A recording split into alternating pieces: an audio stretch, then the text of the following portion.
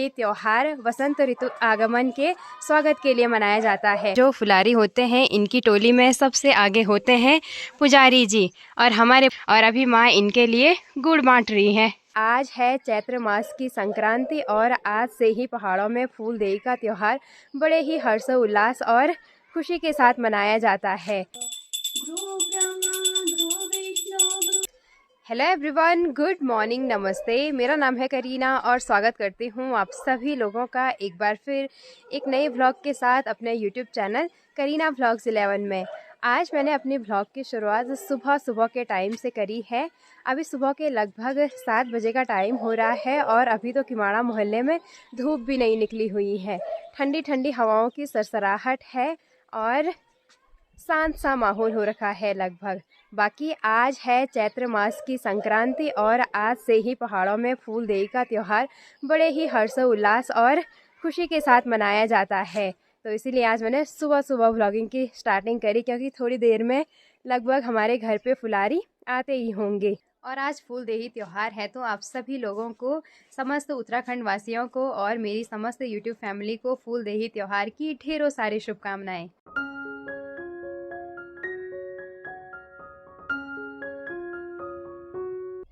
पहाड़ों में जो फूल देही का त्यौहार मनाया जाता है वो इसलिए मनाया जाता है क्योंकि जब शीत ऋतु में कड़ाके की ठंड के बाद वसंत ऋतु आती है तो आसपास के वातावरण में दोबारा से हरियाली आने लगती है। पेड़ पौधों पे नई नई कोपलें आने लगती है और इसी के साथ साथ बुरांस के फूल हो गया, फ्योली के फूल हो गया और आड़ू के फूल भी खिल जाते हैं। और फूल देही त्यौहार वसंत ऋतु आगमन के स्वागत के लिए मनाया जाता है। और अब तो धीरे धीरे फुलारियों की आवाज़ भी सुनाई देने लग गई है। हमारे घर पे आते ही होंगे फुलारी भी। हम सभी लोग इंतज़ार कर रहे हैं फुलारियों का। और फुलारियों की टोली आ गई है लगभग हमारे घर के आसपास।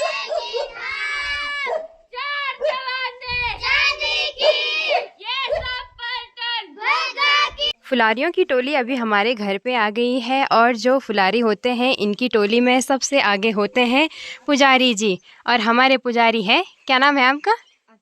अक्षित, हाँ इसका नाम भूल गई मैं। और उसके बाद टोली में रहते हैं डंड्योर, और डंड्योर है दीपिका और रिसिता, दोनों बहनें ही है ना, दोस्त है ना तुम दोनों। और ये है हमारी घोगा राजा को कंधे पे रखते हैं डंड्योर। और उसके बाद पीछे रहते हैं फुलारी, छोटे छोटे बच्चे फूल डालते हैं जो सब आ रखे हैं भाई, अक्षी, प्रिया, सब नाम भी नहीं है पता, और काना भी आ रखा है। फुलारी जब फूल डालते घरों पे आते हैं तो इनके लिए गुड़, चावल, चौलाई ये सब कुछ बांटा जाता है। और अभी माँ इनके लिए गुड़ बांट रही है।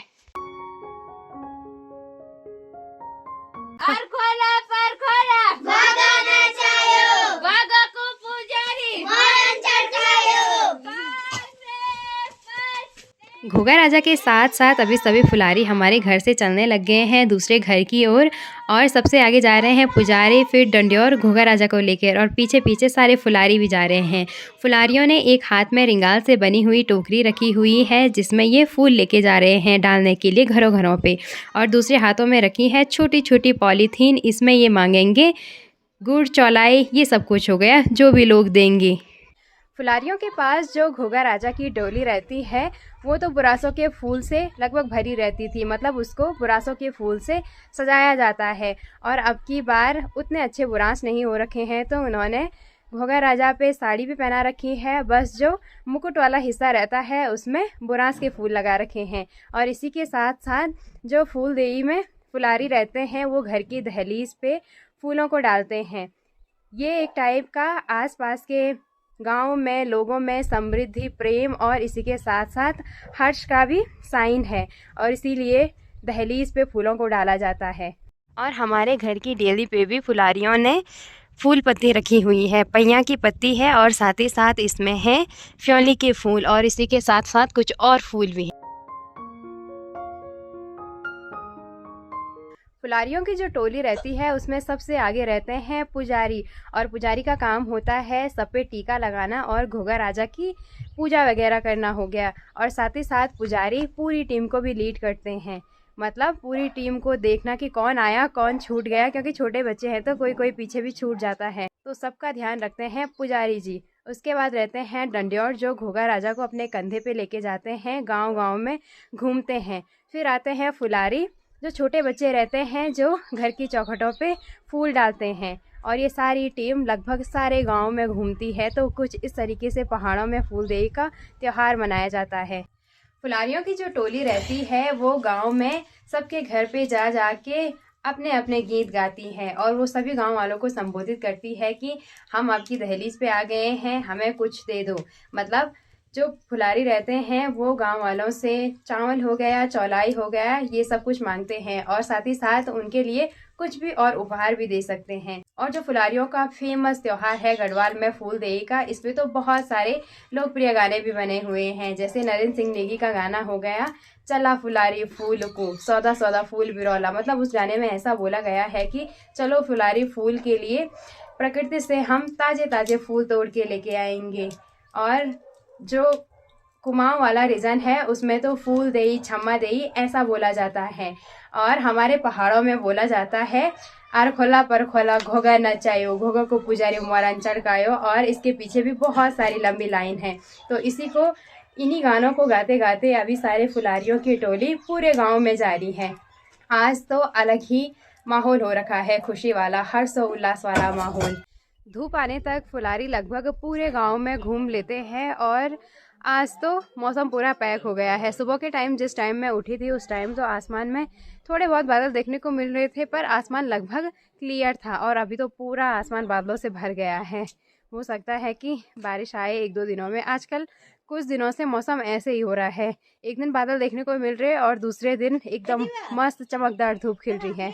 बाकी आज चैत्र मास की संक्रांति है, तो संक्रांति के दिन पहाड़ों में अपने इष्ट देवी देवताओं को पूजा जाता है। और आज सुबह सुबह दीपू और बाकी के और फैमिली मेम्बर भी लग गए हैं पूजा की तैयारियों पे। तो अभी पहले पूजा कर लेते हैं और उसके बाद आज के रूटीन को कंटिन्यू रखेंगे।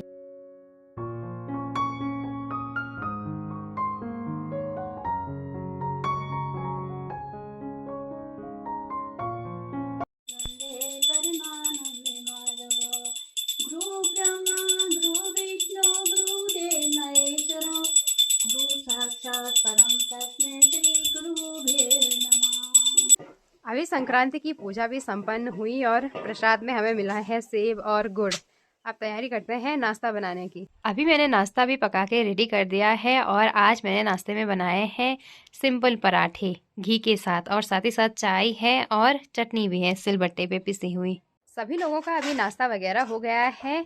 बाकी जो फूलदेई का त्यौहार है वो पहाड़ों में लगभग पूरे 1 हफ्ते तक मनाया जाता है, 8 दिनों तक। और जैसे आज फुलारियों की टोली आई घर घर पे अपने गीत गाते गाते हुए फूल डालने के लिए, वैसे ही लगभग पूरे 7 दिनों तक पूरे गांव में फूलदेई का त्यौहार बड़े ही हर्ष और उल्लास के साथ मनाया जाता है।